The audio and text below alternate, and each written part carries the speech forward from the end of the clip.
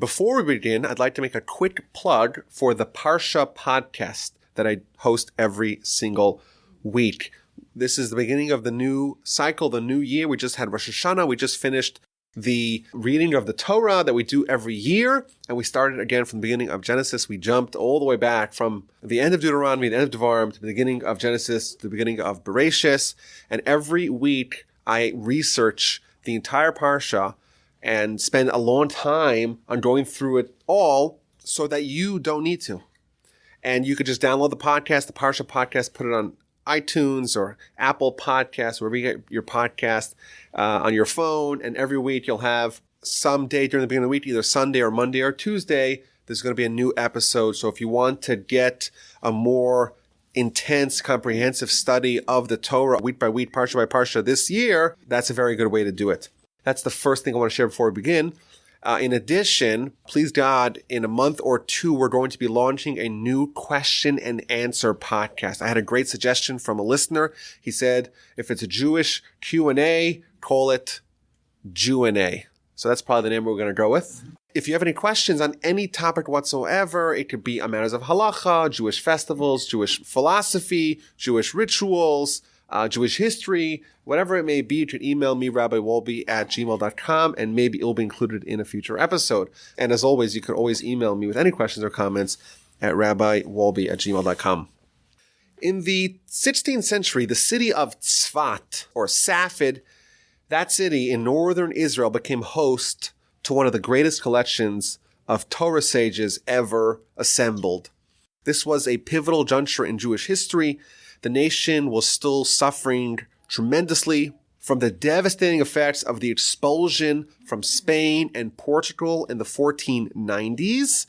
And the Ottoman Empire, which was in its nascent years, it controlled the land of Israel at the time. It had very fair policies towards the Jews. And this location, the land of Israel, became a haven for many Jews who were dislodged from their homelands. But for some reason, the city of Tzfat, the city of Safed, became the home to a remarkable group of very transformative scholars, sages, Kabbalists, and the like. So some of the notable residents of this city is the Radbaz, Rabbi David ben Shlomo ibn Zimra, Rabbi Yaakov Bey Rav. He was the one who tried to reestablish Smicha. Rabbi Yosef Cairo, he's the author of the Shulchan Aruch, and he's known as the Bet Yosef, one of the most important figures in Jewish halacha history. Rabbi Shlomo Alkabetz, Rabbi Moshe Alshech, Rabbi Moshe Cordovero, known as the Ramak, Rabbi Chaim Vital. But none of them were as transformative or influential as Rabbi Yitzchak Luria, known the world over as the Ari, which means the lion, which is an acronym for his name, or the Arizal. He lived a very short life. He was born in 1534, and he passed away in 1572. But over the course of his life, he essentially reshaped the Jewish world with his explication and dissemination of Kabbalah and the shifts in attitude towards the study of Kabbalah that he spearheaded. And even after he passed, his influence seems to have grown, and it continues to permeate the Jewish world until today. And he's going to be the subject of today's podcast. I want to make a quick disclaimer before we get into this individual and his story and his influence. Some of the things that we're going to learn about are so fantastic and so supernatural that they sound magical. They sound like fantasy. They sound definitely that like they're embellished. But in general, I want to make a note that this individual and his supernatural abilities and powers and the general storylines of his life and the impact that he had, these facts were accepted by the vast majority of Jews in the centuries following his life. So that's the first point.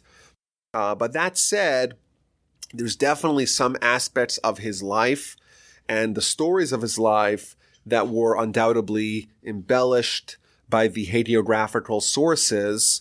But I think that in the context of a talk on Jewish history, even the stories that were embellished are historical, either because they happened, But even if they're nothing more than ghetto folklore, they're still relevant to the picture of history that they create, because these stories became the prevailing belief for many Jewish communities over the centuries and, of course, until today.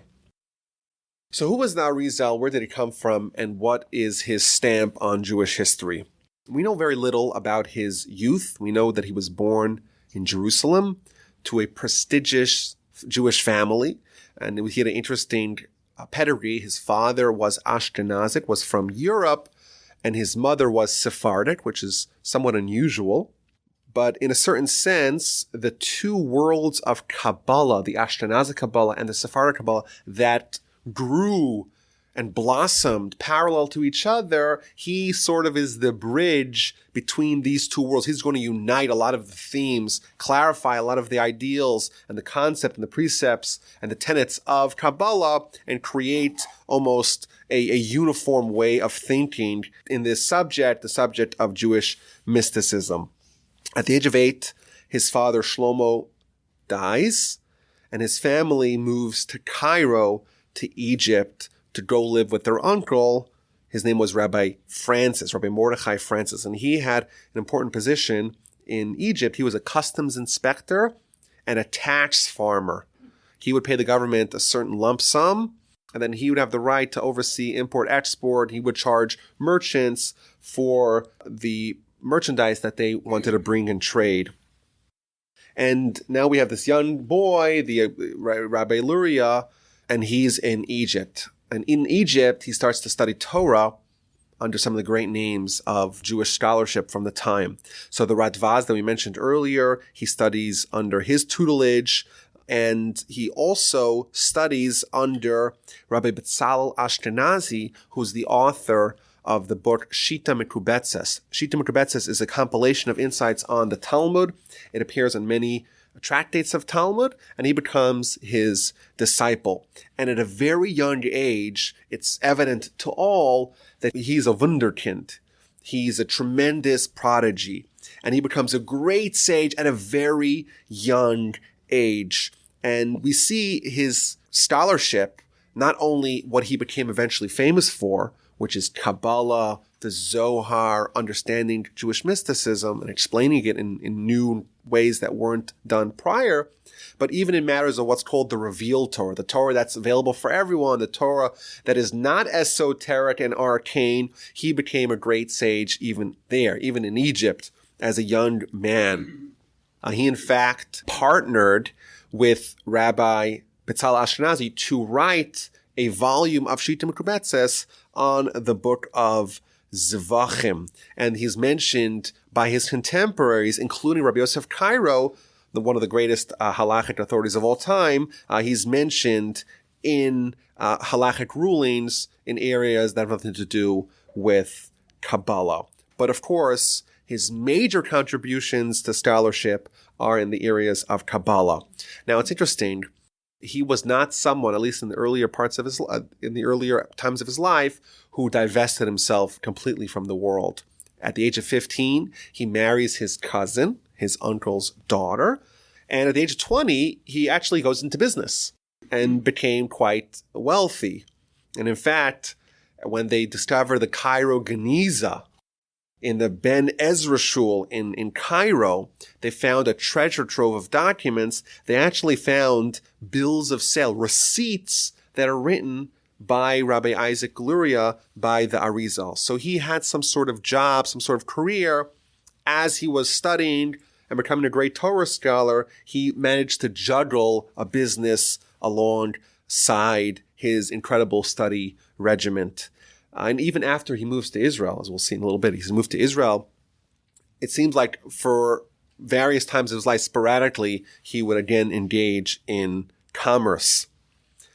Now, in his 20s, he decides to dedicate himself entirely to Torah study, but specifically to the study of Kabbalah and the Zohar and its related works. The story is told that he was praying in a synagogue in Egypt, in Cairo, and he met a Murano merchant. Remember, this is right after, or relatively soon after, the tremendous upheaval that was brought about by the Inquisition and the Christians in Spain and Portugal. And there's many Jews who became what's called conversos or Moranos, people who on the surface adopted Christianity, but really tried to harbor belief in Judaism and try to practice as best they could in secret. Many of those Jews eventually joined other communities, but many of them were hamstrung by the fact that they were totally ignorant.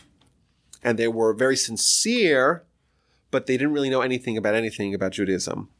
So there was this Marano who was praying next to Rabbi Luria. And Rabbi Luria sees he's not holding a book, a siddur, he's not holding a prayer book, he's holding up some other Hebrew book. And he peeks over and he sees this is a book of Kabbalah that has incredibly deep secrets. So after the prayer is over, he rushes over to this merchant and he asks him, where did you get this book from? He says, listen, I'm a Marano. I don't really know how to read Hebrew. I don't know how to pray. I don't know how to study. But I go to shul and I don't want to be the only one holding a book. So several years ago, I found this book. I can't read it, but I want to hold a book. And that's what I do because I can't pray anyhow in a normal way. So the Arizal tells him, well, would you sell me the book? I'll pay you whatever it is that you want. And you could use the proceeds to buy a siddur, to buy a prayer book. I'll get you a siddur. I'll get you a prayer book. What difference does it make? He says, well, I'm not going to sell it to you. I like it. But your father-in-law is the tax collector. And I'm a merchant. If you could arrange a deal that he'll forego the taxes, the duties, the customs on my goods, I'll give you the book. And the Arizal managed to make that deal, make that exchange, and get the book. And he began spending years fasting, praying, studying intensely, engaging in self-denial of physical pleasures, trying to understand the Kabbalah, trying to understand the Zohar, trying to understand this book. And amid his intense study, he began having visions and dreams where he would be apprised of his understanding of given teachings. He would be told from heaven, well, this thing you didn't get quite right. This thing you got right. And for some of the things that he tried to ponder, he was told, no, you're not investing enough effort in it. You have to go even deeper. And he made a decision to go in full time, to drop his business and immerse himself totally in the study of Kabbalah, to leave his wife, to leave his children, to leave his life behind, and to invest himself, immerse himself, submerge himself completely in the study of Kabbalah. And he moved to a small, isolated cottage on the banks of the Nile River, and he spent there 6 years in total solitude, seclusion, and he would submerge himself in the study of Kabbalah, in prayer, in meditation. He would visit his family only for Shabbos. When he was there, he would speak only to his wife, only very sparingly, only the words that were absolutely necessary, and only in Hebrew. And he began making discoveries of the deepest secrets of the Torah and the Kabbalah on a dizzying pace. So, for example, we're told each night when he would go to sleep, his soul, as we know, the soul leaves the body when you go to sleep, or at least partially leaves the body. His soul would be elevated to heaven, and he would be fully cognizant of what he experienced. And they would tell him, okay, you're in heaven now. Which academy do you want to go study at? Do you want to go to the Academy of Rabbi Akiva? Do you want to go to the Academy of Rabbi Shimon Bar Yochai Rashbi, the author of the Zohar? Do you want to go to the Academy of Rabbi Eliezer? Which one do you want to go to? And every night he would choose a different one. He would go there. He would ask them questions. They give him answers. They give him revelations of the deepest secrets of the hidden Torah, the Zohar, the Kabbalah. He would be frequented by Elijah, the prophet, and he is beginning to study, to become a receptacle of Torah that was never revealed in this world, or at least at this pace, at this scale, and certainly not at that time. So just get a little sense of what Lurianic Kabbalah is about. I pulled a quote here from Beryl Wine, who was the noted Jewish historian, and he tries to give a summary of what Lurianic Kabbalah is about. A lot of the themes that he introduced became so mainstream and so self-understood and axiomatic that it's hard for us to imagine a world where people didn't always think about those things. That's, of course, due to his influence. So I'm going to read a quote here. The Arizal, Rabbi Yitzchak, introduced a new theory and form of Kabbalah that swept the Jewish world and which would become the normative form of Kabbalah for the next 4 centuries. Known as the Kabbalah of the Ari, or as Lurianic Kabbalah, this presentation emphasized the concept of God's seeming self-limitation, the idea of tzimtzum, if you've heard of that idea. God constricts himself, allowing free will and evil to freely coexist. That's one idea. Of the release of sparks, nitzotzos, of spirituality from the broken vessels, of creation, of the necessity to collect these sparks and somehow redeem them, and of the doctrine of the necessary spiritual redemption of the world, man, and every soul. These ideas are very, very common, especially in the Hasidic world. The Lurianic Kabbalah placed great emphasis on the ideas of reincarnation, imminent messianism, spiritual revelations bordering on prophecy, and the inherent vast powers of holy men. Through the teaching and writings of Rabbi Chaim Vital, the main disciple of the Ari, these features of Kabbalah became known worldwide and popular. The principle of the disciples of the Ari saw the real world, quote unquote, as being only a form of a dress, of a garment covering the truly real, spiritual, Kabbalistic world that lay underneath. Through their eyes, the Jewish exile and sufferings took on new and paradoxically positive meanings. And there was an intensification of emphasis on God's interdependence with Israel in fulfilling the Jewish role in history, thereby eventually producing the ultimate redemption of all of mankind and, so to speak, of God himself. These ideas would have great influence in later Jewish life and are part of the maelstrom of ideas that swirl about in Jewish life today. It was through the Arizal and his disciples that Kabbalah finally became established as normative and dominant in Jewish life. In 1570, the Arizal is 36. He's still in Egypt. He makes a decision to travel to Tzfat, to move to Israel with his family. Why he did it is different reasons given. Some suggest that he went there to study under the tutelage of the Ramak, the greatest, or was considered the greatest Kabbalist of the time. Rabbi Moshe Cordovero was living in Tzfat, and he went to study, according to some opinions, Arizal went to study under his guidance.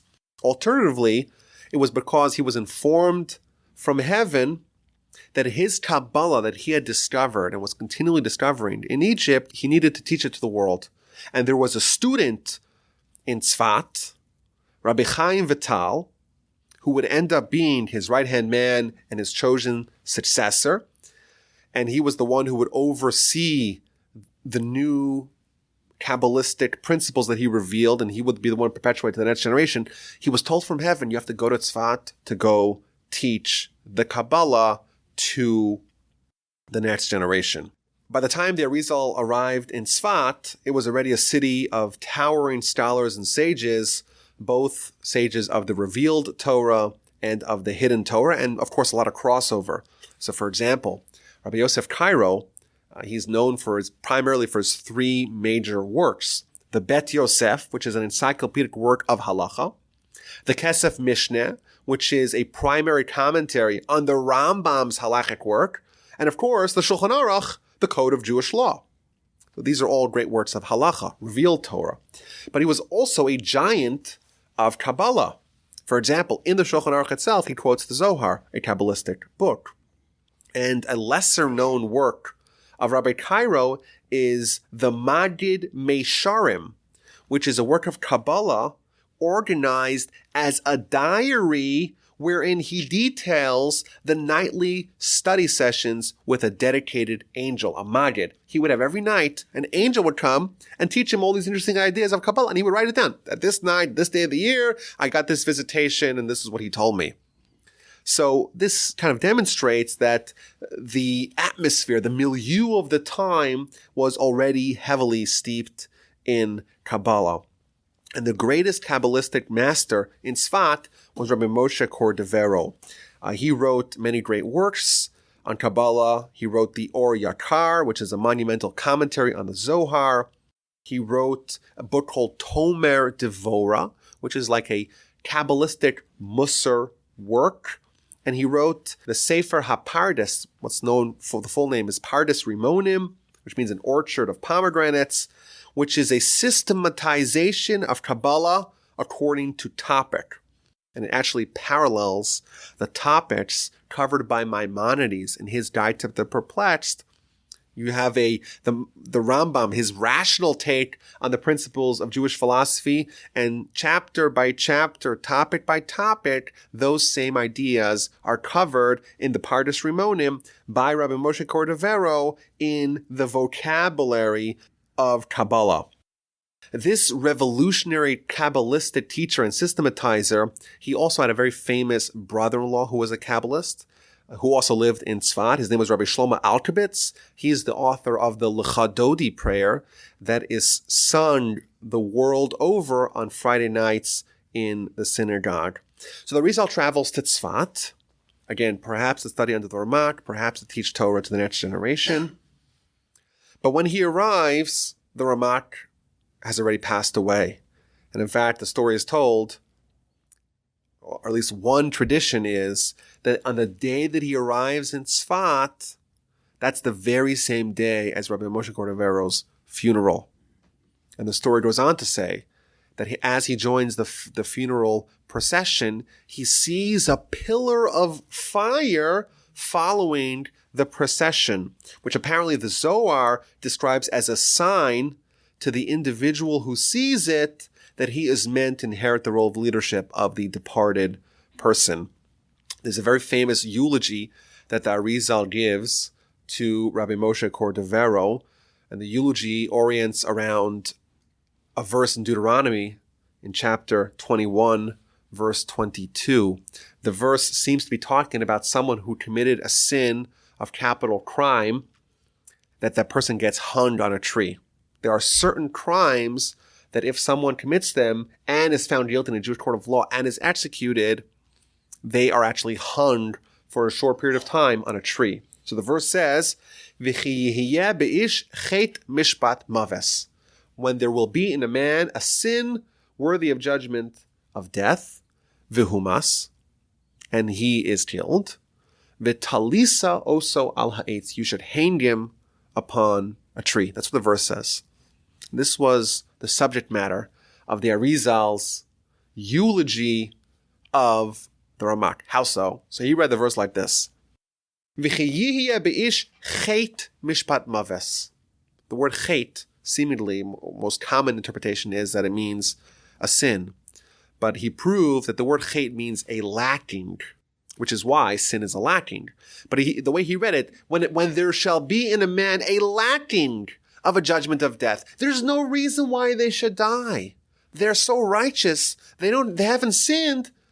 There's really no reason why they should die. Yet, v'humas, and they die. V'talisa osa al ha'etz. The word talisa means to hang, but also means to attribute it. You should attribute it to the tree, i.e., attribute it to the sin of Adam.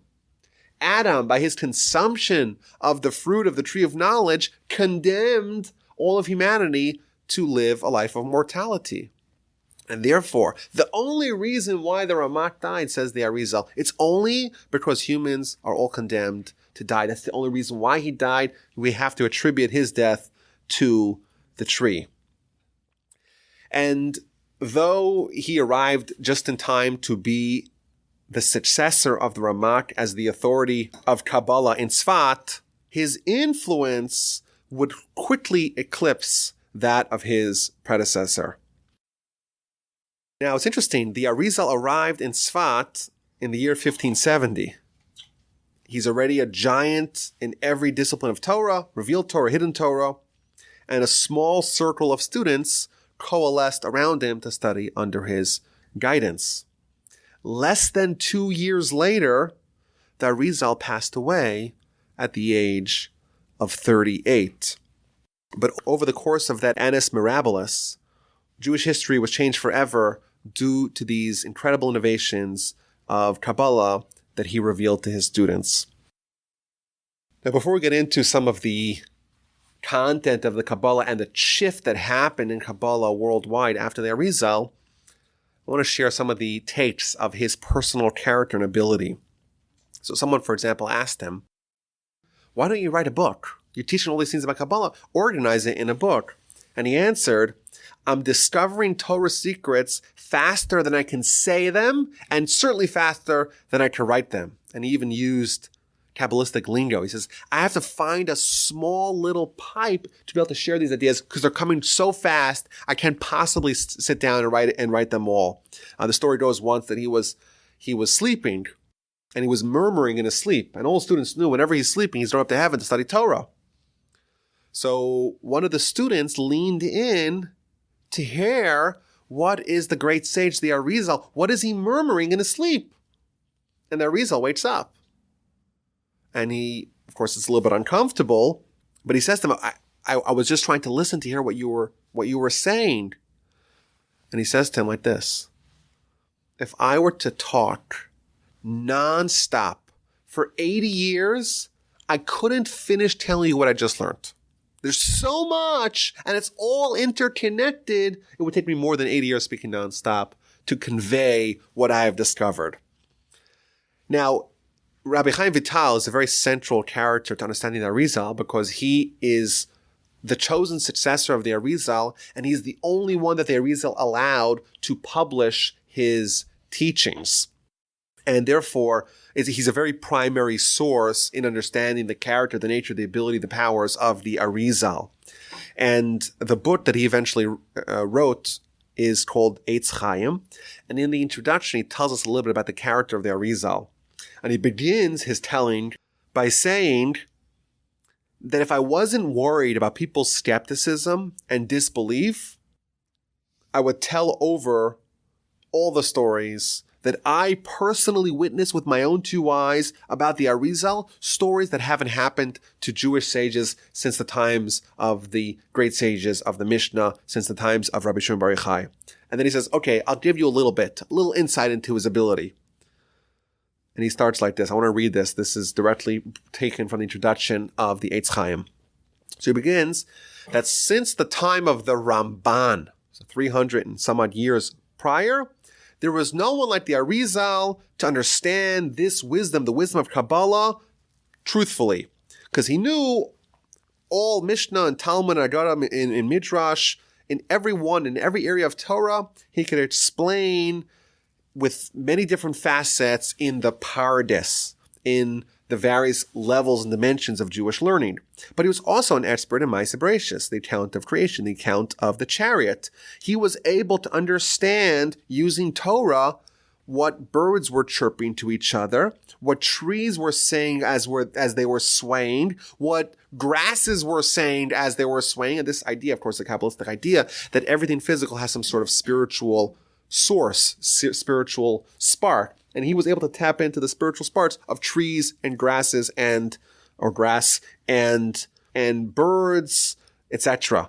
He was also, which I found this very interesting, he was able to understand the flickerings of the candles. I don't even know what that means. He was able to converse with angels. He would speak to spirits. He was able to talk to souls. He was able to understand a person's character by smelling their clothing. Just like we're told about Isaac, that Isaac, when Jacob walks in, he smells something really special about him. There's some sort of spiritual scent that he had. And it gets even more intense in just a little bit. He was able to take the soul out of someone else's body while that person was still alive and talk to it, and would then put it back. He would see the souls when they left the body. He was able to see the souls hovering over graves, and when they went up to heaven, he was able to talk with the souls of the righteous when they were in heaven, and they would reveal to him the wisdom of Torah. He was also an expert in what is known as metaposcopy, which is essentially reading someone's forehead and looking at the etchings on their hand and knowing everything about them. He was able to interpret dreams correctly. He was able to know a person's spiritual origin. He was able to know who had your soul in the last go-round. He would look at someone, he would know what he's thinking, what he's dreaming, what verse he read when his soul went up to heaven the previous night, what is the root of his soul, what are his mitzvahs that he did, his merits that he did, what are the sins that he did. And he would be able to tailor for every individual what exactly they need to do to perfect their soul. He was also able to isolate what portion of Adam did every soul emanate from. This is again a Kabbalistic idea that Adam was an amalgamation of all souls and then they were all diced up. So Adam is only one human, but really is an amalgam of all humanity. And each human has a little sliver of Adam's soul. Well, which part of Adam did you get? I don't know. The Arizal apparently knew. He was able to strike people with blindness, but he was also someone of tremendous humility, fear of heaven, love of God, fear of sin, someone who embodied all good character and good deeds, and someone who knew all of wisdom. And this is what he says. This is just the small things. And there's so much more that I can't even tell you about. Apparently, it was a common pastime. The Arizal and his students, they would walk around northern Israel. We know when the Romans came to Israel, the hub of Jewish life was always Jerusalem and the central Israel, essentially. But they banned Jews from living in many parts. They destroyed many towns. A lot of the Jews and the sages went up north. And a lot of them are buried there. He would walk with his students around northern Israel and would point to places, okay, here this great sage is buried, and here that great sage. He was able to sense, he had some sort of ability to sense which great sage was buried where. A lot of the grave sites that we actually have today, they stem from the Arizal's discovery of those sites. Another crazy story, Rabbi Chaim Vital, he was his student, of course, and he came to teach him, but apparently he wasn't understanding the Kabbalah sufficiently well. So he took him to Tiberias, which is very close to Tzfat, and they went on a ship, on a boat, in the lake of Kinneret. And the Talmud says that after Miriam died, Miriam, the sister of Moshe and Aaron died, there was no water, because the spring that existed that gave water to the Jewish people in her merit, it stopped operating. And the Talmud says that this spring traveled to Israel and buried itself somewhere in the Kinneret.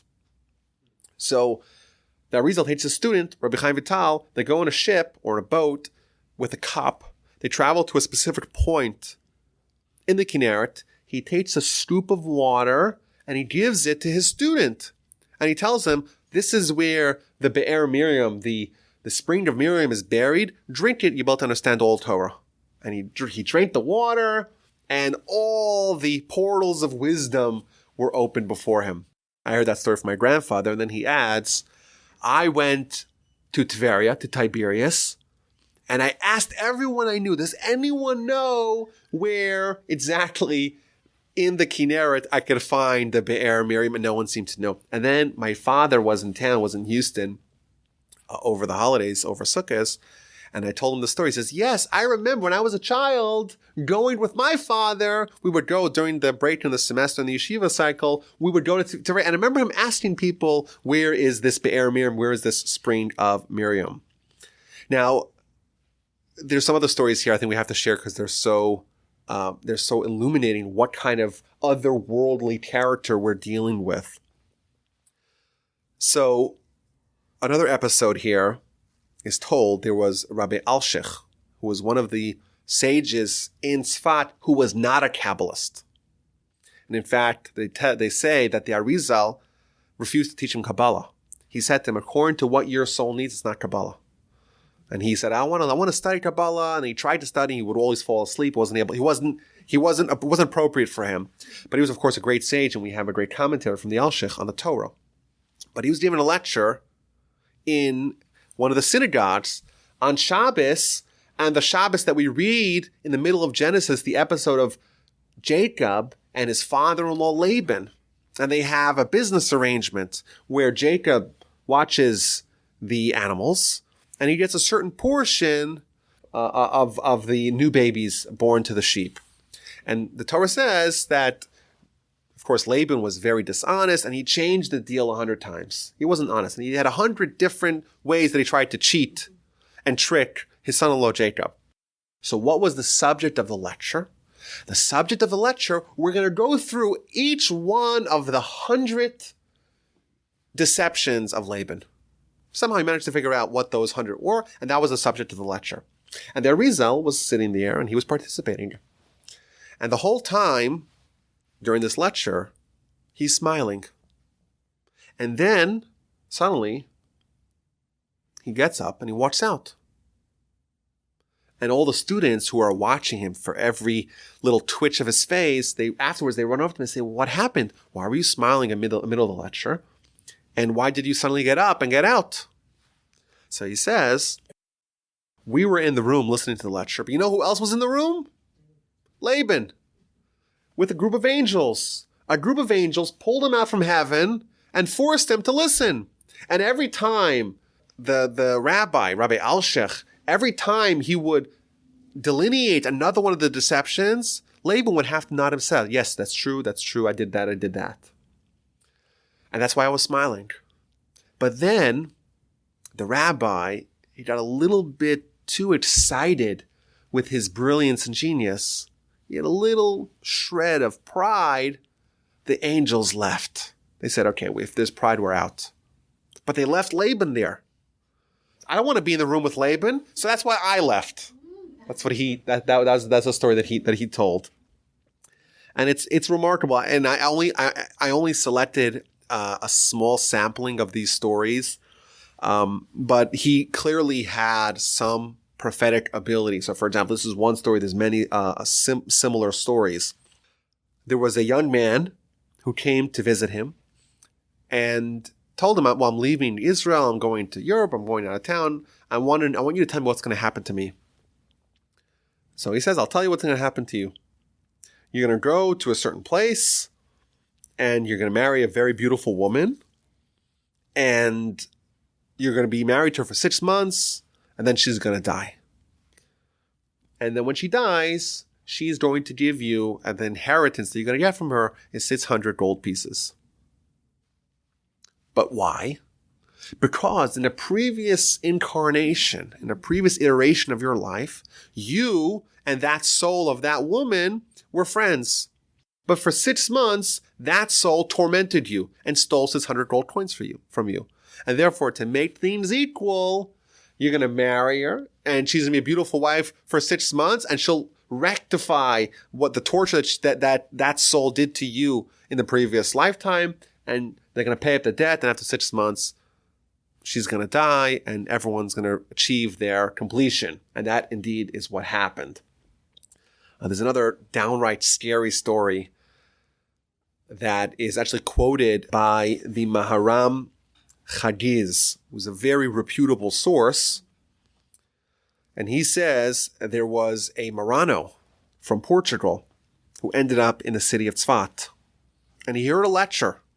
And the lecture was regarding the lechem hapanim, the showbread in the temple, the showbread. And amidst this lecture, the rabbi is describing this bread that was offered in the temple. And he says, oh, it's so bad.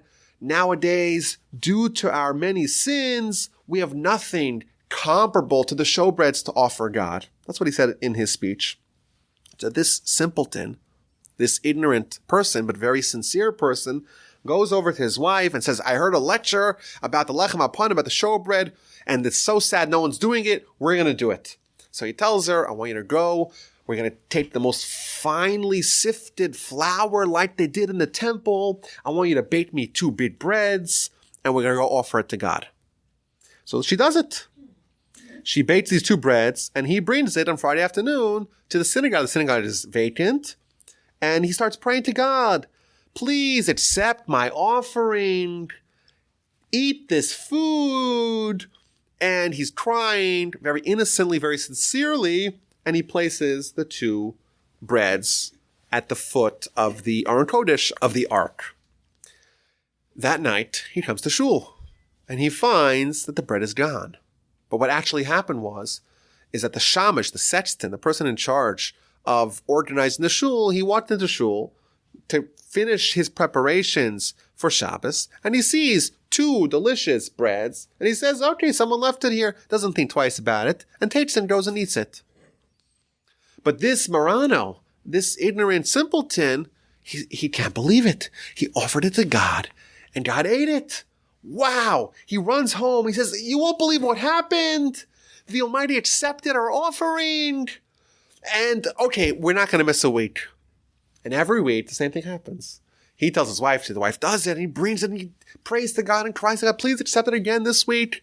And he places it there before him, and the shamish, the gabbai, the sexton just comes, and every week he says, okay, more food for me. And he just eats it himself. Fine. That's what happened until one Friday afternoon, the rabbi of the synagogue was preparing for a grand lecture that he was scheduled to give the following day. And he was in shul late Friday afternoon, and this Marano walks in with his 2 breads. And he doesn't notice the rabbi, so he walks over to the Aron Kodesh, he places it on the floor, he starts praying, eat my food. The rabbi freaks out. What are you, crazy? God's not eating your food? God's not physical? And he starts to lambast him and scream at him. And he says to him, you know what actually happened? You think that the Almighty is eating your food? What are you, crazy? It's just the gabbai. And a middle of their discussion, and he's screaming at him. The gabbai shows up, the sexton shows up, and he goes and he takes the food like he's been anticipating now every week. And of course, this Marano starts crying, and he's so sad. How did I make such a mistake? It's like idolatry, the rabbi tells him. In the middle of this whole meeting, a messenger walks in, and he says, I'm here as per the direction of the Arizal. And he says to him, I'm telling you in the name of the Arizal that tomorrow at the time that you're slated to give your speech, you're not going to be given a speech, you're going to die. Why? Because in heaven they have determined that what you have done to this poor soul is totally unforgivable. There's no way to undo this. You will die tomorrow. Go home, get your affairs in order. Tomorrow you're going to die. Then this rabbi runs to the Arizal to find out what happened. What did he do? And the Arizal tells him, the reason why you're being punished is because you disrupted something that was so enjoyable to God that since the times of the temple, there was nothing as enjoyable to God than this innocent, sincere offering by this totally ignorant Marano. And therefore, there's no way, your verdict was sealed. There's no way to undo it. There's no possible solution. Tomorrow you're going to die. And indeed, the next day, at the time that he was allotted, they was scheduled to give a speech, he died. And there's another crazy story here that I actually, the source of this story is a book called Shifchei Ha'ari, which means the praises of the Ari, and it's very much a hagiographical work.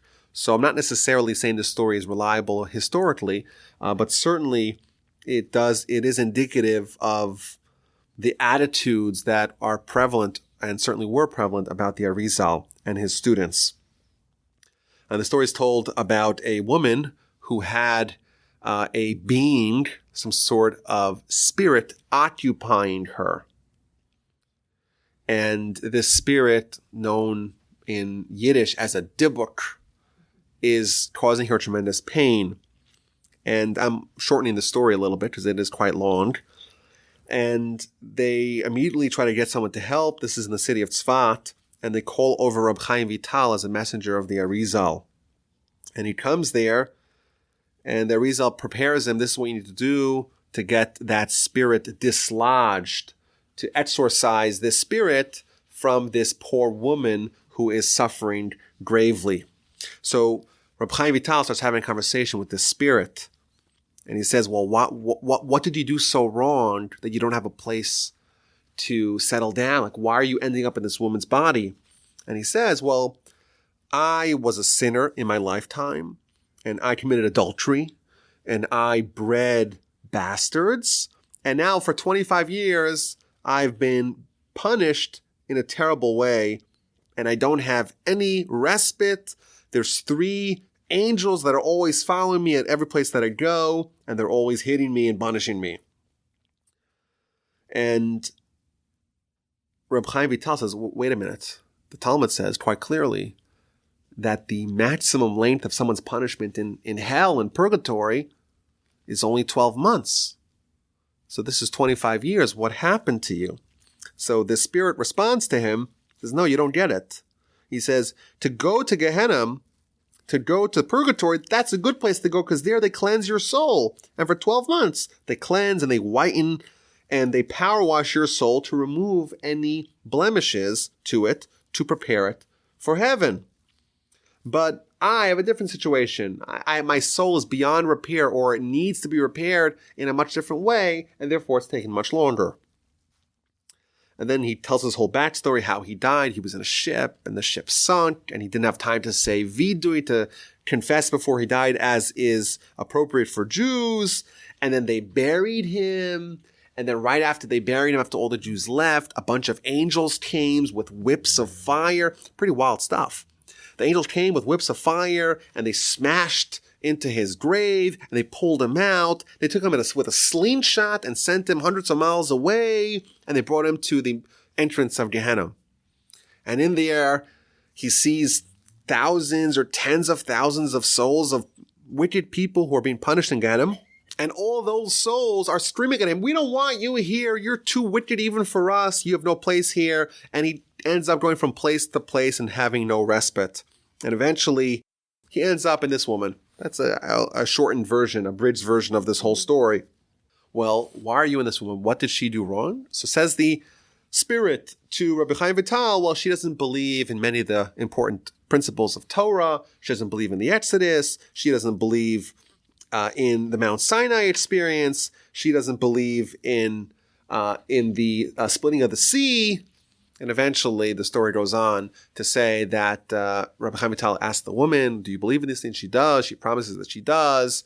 And he exorcises this soul. And beforehand, the soul tells him, well, how long do you need to be here before you're finally freed? He says, well, I can only be freed and my suffering can only end once those bastards that I have fathered, once they die. As long as they're in the world, I'm going to suffer this fate. That's one of the stories that we read, which is, again, there's a whole bunch of them over here. I just selected one because it is indicative of this new focus on the soul, where it comes from, where it's going to, what happens to it, and what happens to us after we die, and all kinds of esoteric, eschatological ideas that became very common, not only amongst the sages, but amongst the people.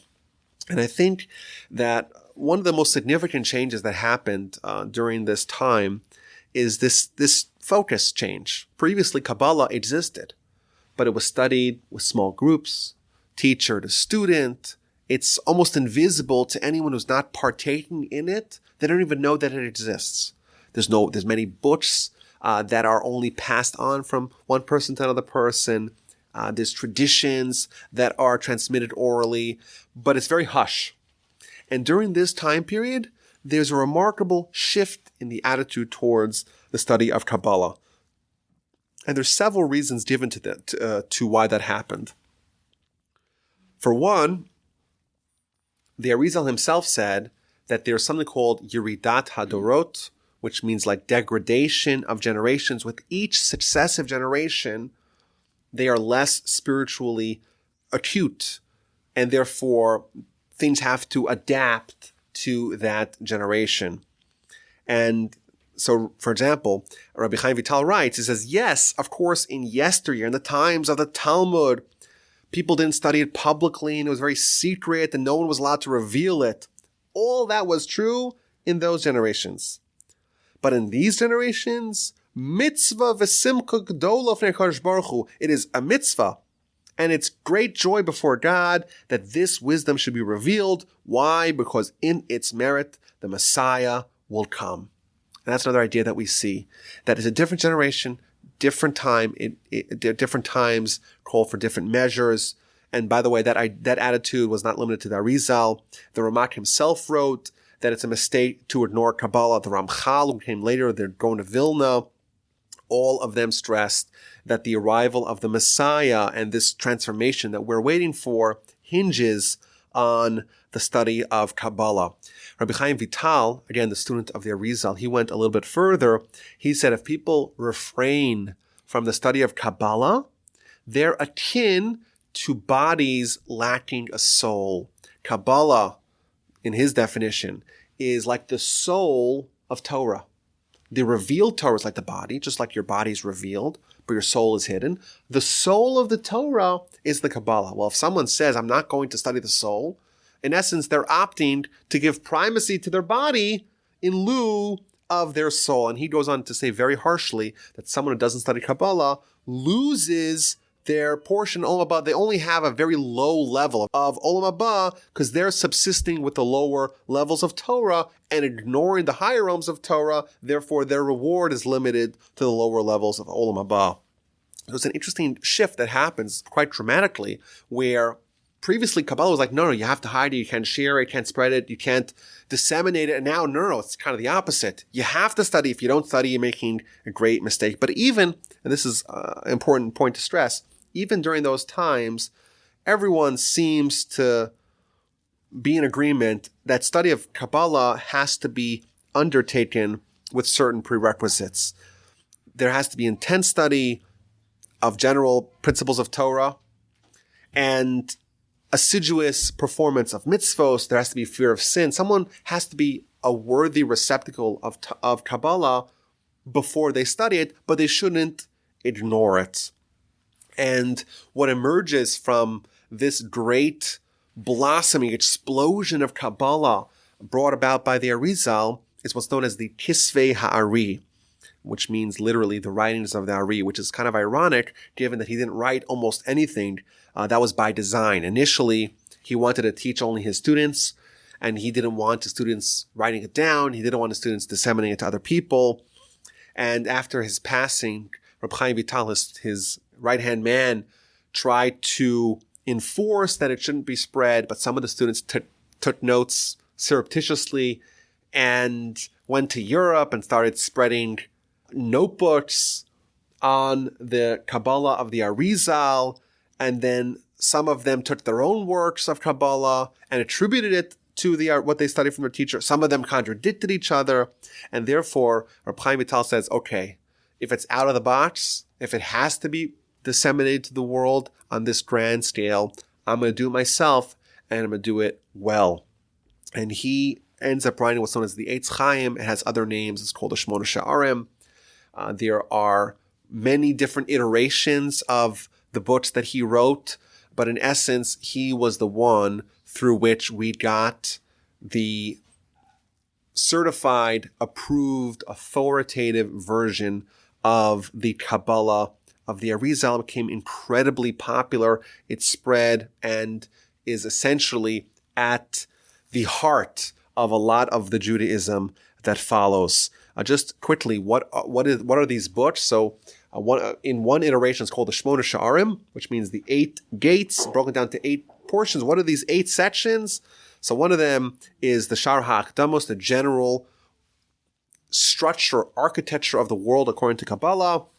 Sha'ar Ma'amorei Rashbi, commentary on the Zohar, a commentary, Kabbalistic commentary on various teachings in the Talmud, a commentary on the Tanakh, Sha'ar HaKavanos, the gate of Kavanah, which means meditation or intention, Sha'ar Mitzvos, Kabbalistic takes on mitzvos, on commandments of the Torah, Sha'ar Ruach HaKodesh, the gate of the Holy Spirit, Sha'ar HaGilgulim, which means the gate of reincarnation.